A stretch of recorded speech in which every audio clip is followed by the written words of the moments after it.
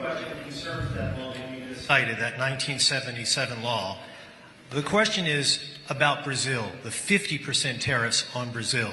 Can you explain why they are being hit with 50% tariffs and why it falls under the umbrella of the International Emergency Economic Powers Act? Certainly. Happy to do that. Now, to be really specific about Brazil, there's actually two regimes at place right here. There's the reciprocal tariff rate of 10% on Brazil, which everyone in the world has, which we're trying to do to control the global trade deficit, which is a huge problem for us.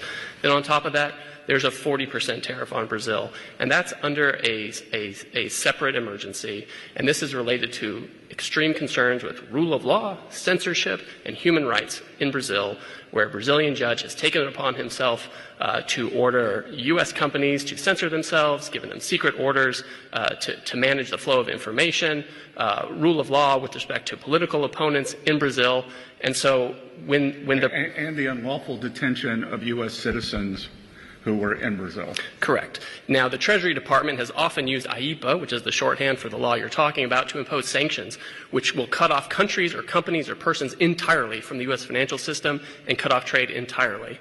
If the president can cut off trade entirely, he can certainly impose a tariff, which is a lesser measure than a full sanction.